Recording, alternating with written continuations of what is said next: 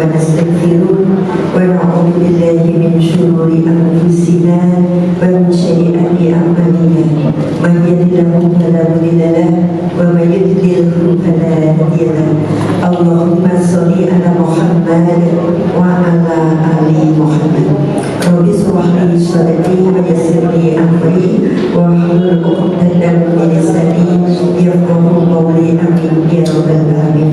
Bapak Ibu dihadirin jamaah kajian jelang iftar bersama-sama. Alhamdulillahirabbil alamin. Puja dan puji syukur kehadirat Allah yang hingga kesempatan kali ini limpah nikmat dan karunia Allah tercurah pada kita semuanya sehingga kita dipertemukan dalam keadaan sehat walafiat. Salawat dan salam semoga tercurah pada junjungan kita Nabi Muhammad sallallahu alaihi wasallam beserta segenap keluarga, kerabat, sahabat dan para pengikut setianya, insyaallah termasuk kita semuanya. Bapak Ibu yang saya hormati, doa di antara tarawih kita seringkali kita bersama-sama dipimpin untuk berdoa asyhadu alla ilaha illallah astagfirullah as'alukal jannah wa na'udzubika minan nar. Sambil satu as'alukal jannah, kita memohon kepada Allah agar diberi tempat, diberi kesempatan untuk bisa tinggal di surga. Pada kali ini saya mau matur tentang siapa yang dirindukan oleh surga yang terkait dengan ibadah Ramadan kita. Kalau kita pengen ke surga, atau saya taruhlah pengen silaturahmi di tempat seseorang, kalau yang kepengen itu saya, maka saya harus memberitahukan dulu, memenuhi syaratnya dulu. Terkadang berpikir kalau rumah itu rumah gedung, gimana caranya ngetuk pintu, gimana caranya buka pagar, gimana caranya masuk, menjadi satu pemikiran kita sendiri. Akan beda sekali kalau kehadiran kita itu memang dinanti oleh yang tuan rumah. Coba kita bayangkan kalau kita bertamu ditunggu tuan rumahnya atau kemauan kita, bedanya apa udah? Kalau ditunggu tuan rumahnya itu mungkin pintu sudah dibuka, hidangan sudah disiapkan. Ketika kita kelihatan parkir datang, mungkin beliau sudah keluar rumah. Kalau itu anak kecil pasti sudah meregangkan tangannya untuk menyambut kita dan memeluk kita. Itu kalau yang punya kemauan tuan rumah. Tapi kalau yang punya kemauan datang itu kita, kadang kita biasanya maju mundur. Diterima enggak ya? Caranya buka pintu, kalau pintu segede ini gimana ya? Belnya di sebelah mana ya? Ada perasaan yang enggak karuan. Maka satu kesyukuran ketika saya mau matur siapa orang yang dirindukan surga, berarti kita masih di sini. Surga itu sudah menyiapkan tempat karena rindunya ke kita. Lalu siapa orang-orang yang dirindukan surga itu? Bapak Ibu yang saya hormati, ada sebuah hadis dari Ibnu Abbas radhiyallahu anhu meriwayatkan bahwa Rasul sallallahu alaihi wasallam berungkap, mustaqatu ila arba'in nafar. Surga itu rindu kepada 4 golongan manusia. Gimana?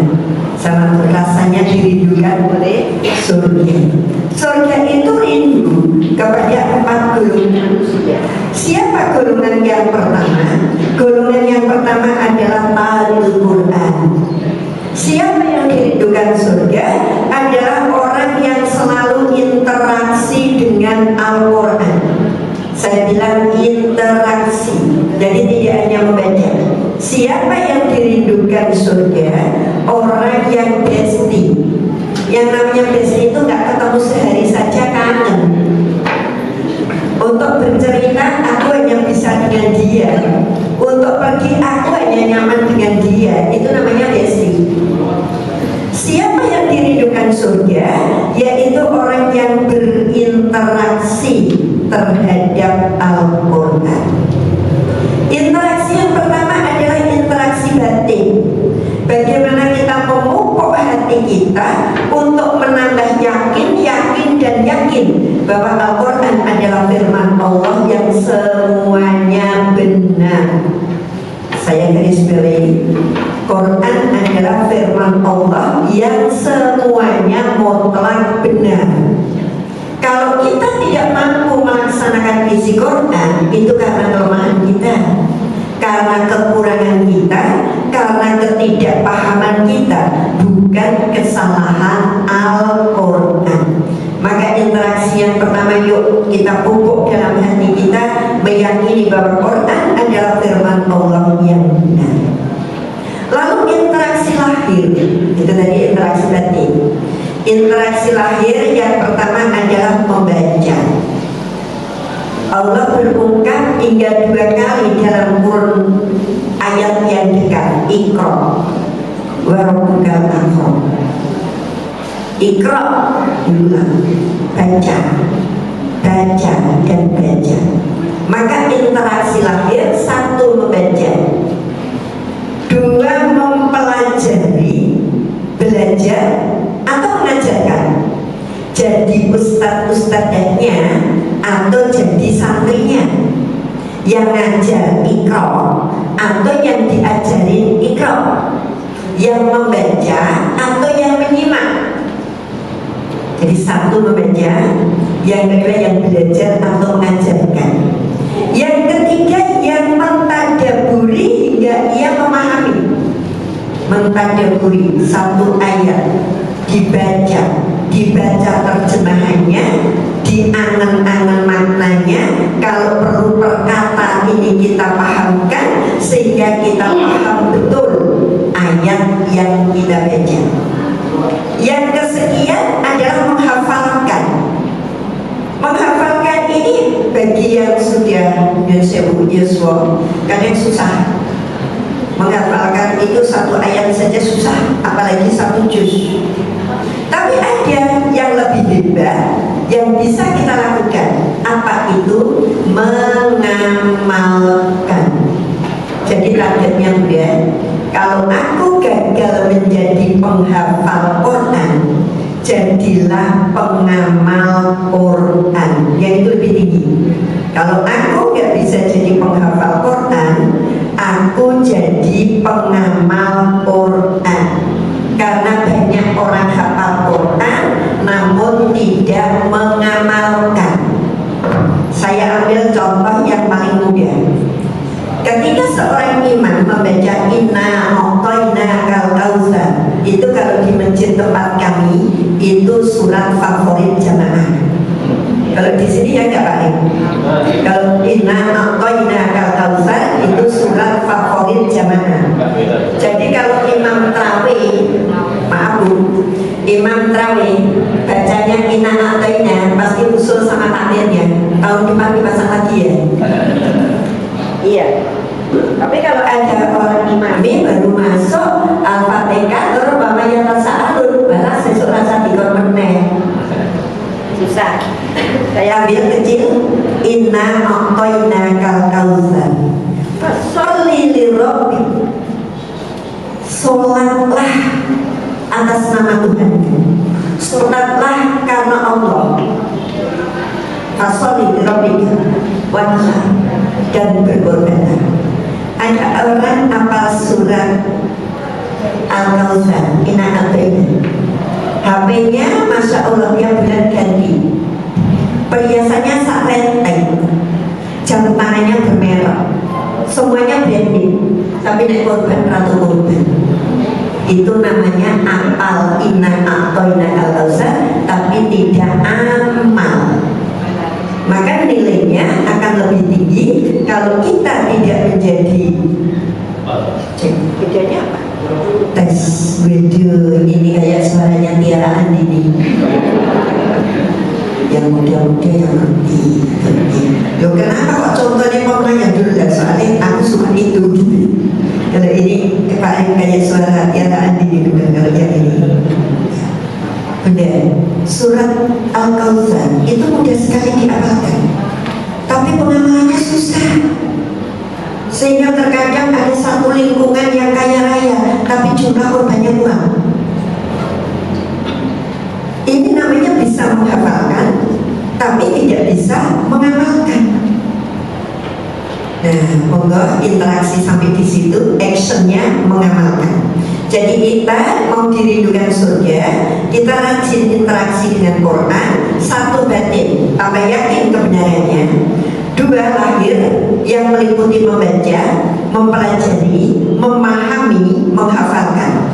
Lalu yang ketiga, action kita. Apa itu? Mengamalkan isi Al-Quran.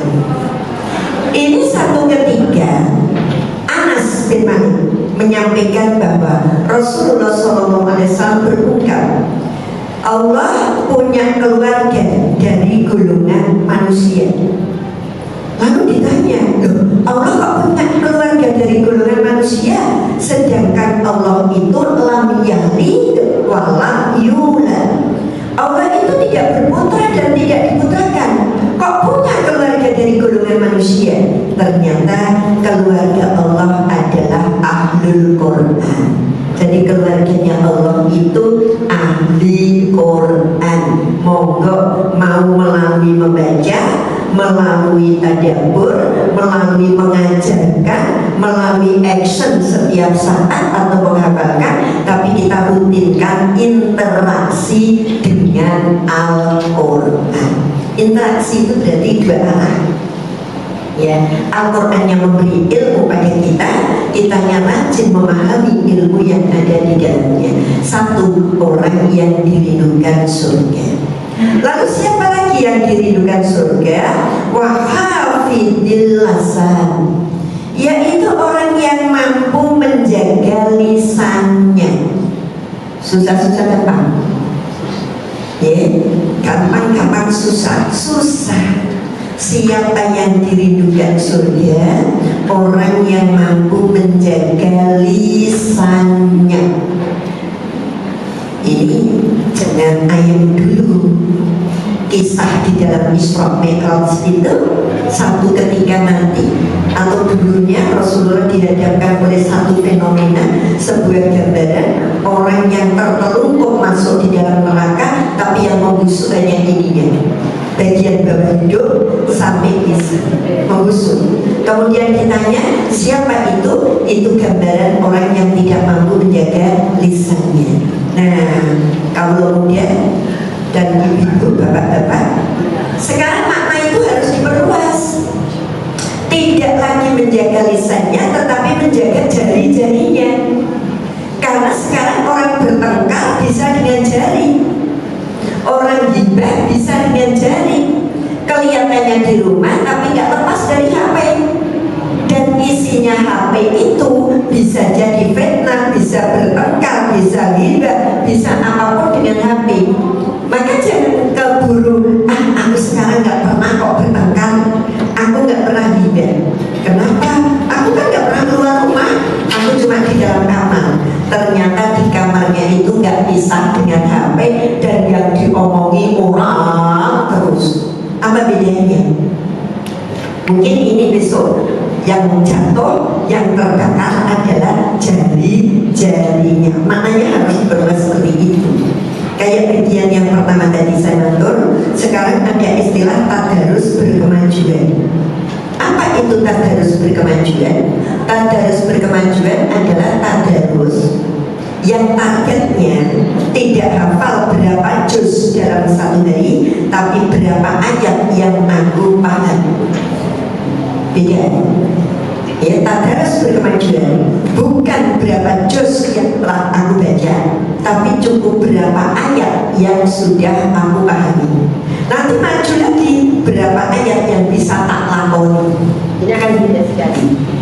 Satu juz mungkin yang biasa baca duduk sekali sudah bisa satu juz. Tapi apakah satu juz itu ada sekian ayat yang kita paham? Belum tentu. Dari yang kita paham, apa ada yang sudah kita laksanakan? Belum tentu juga.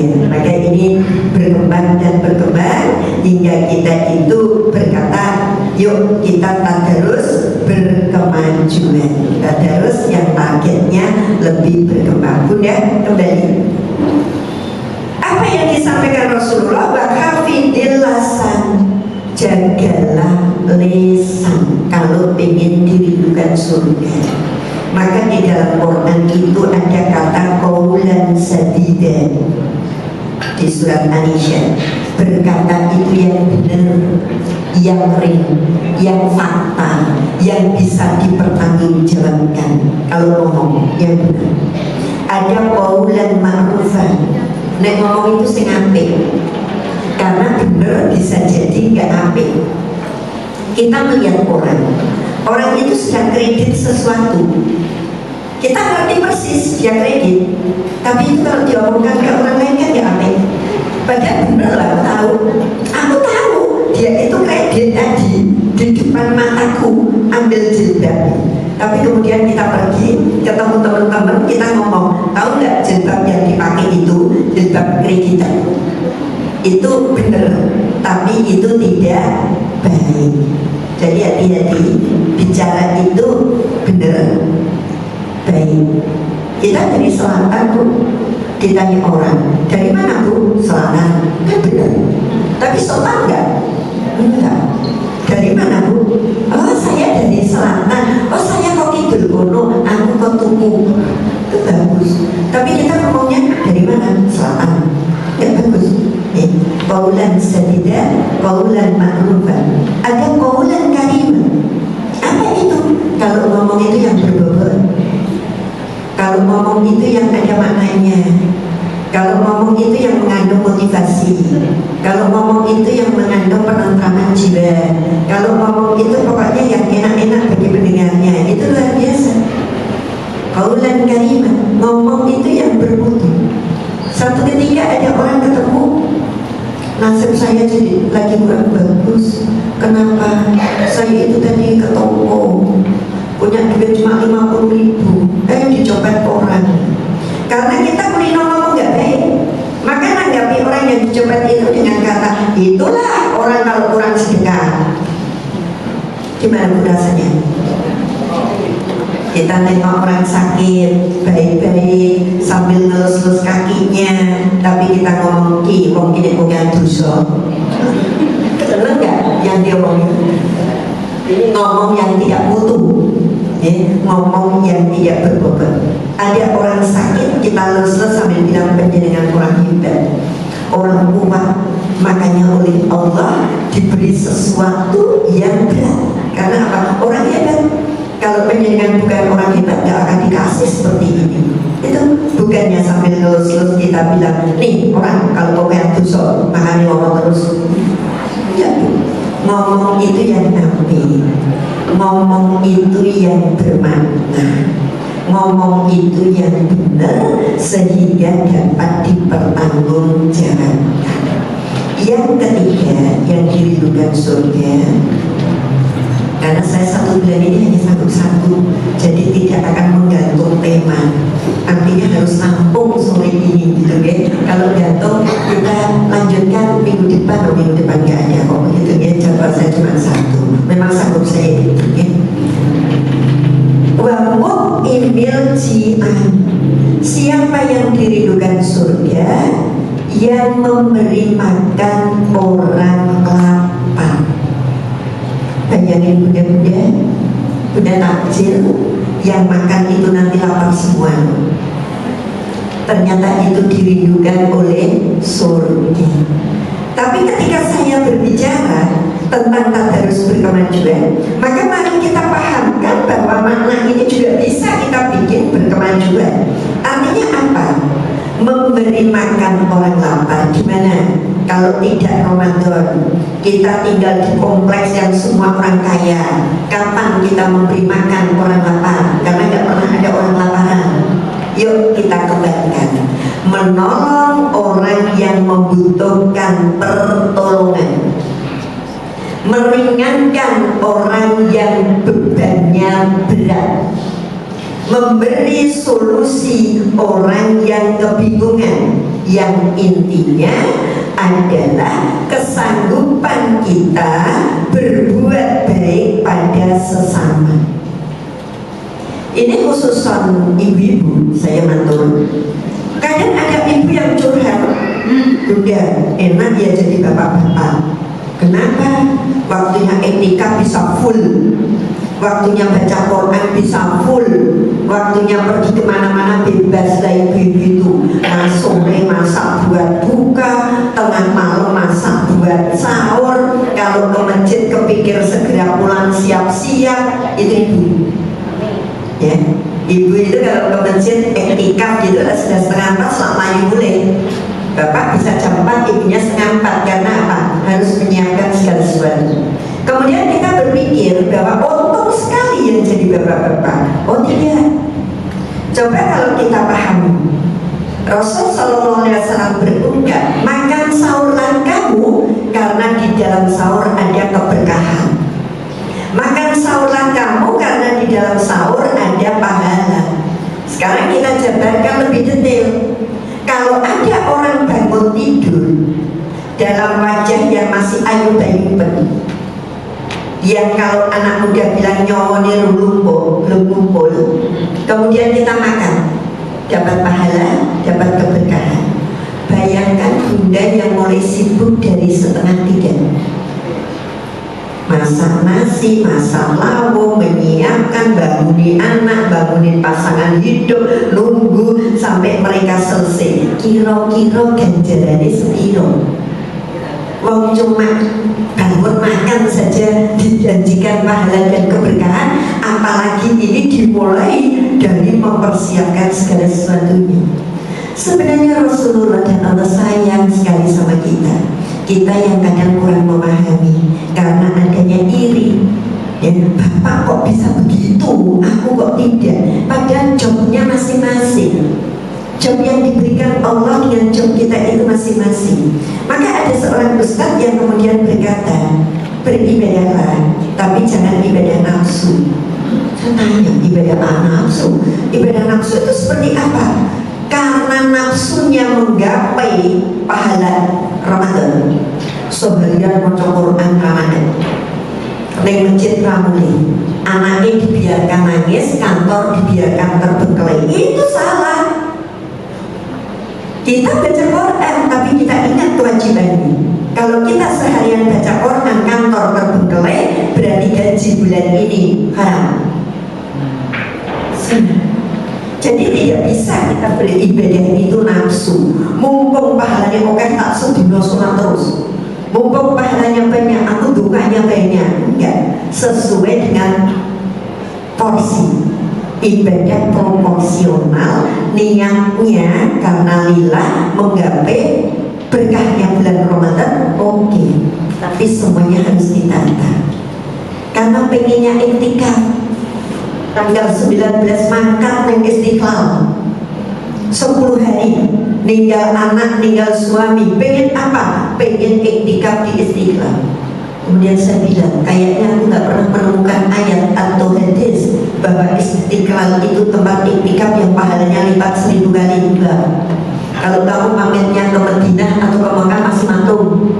Tapi kalau meninggalkan keluarga hanya nafsunya, pengen iktikaf di masjid yang lebih gede, di masjid yang lebih ini, mohon maaf, bukan ini ibadah untuk menggapai keridhaan Allah, tapi tetap ibadah yang sesuai dengan turunannya.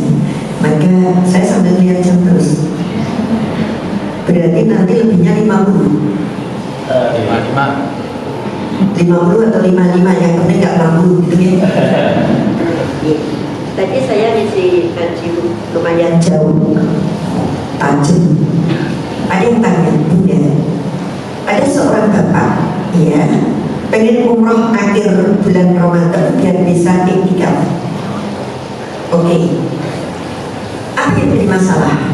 Kemarin beliau baru pulang umroh.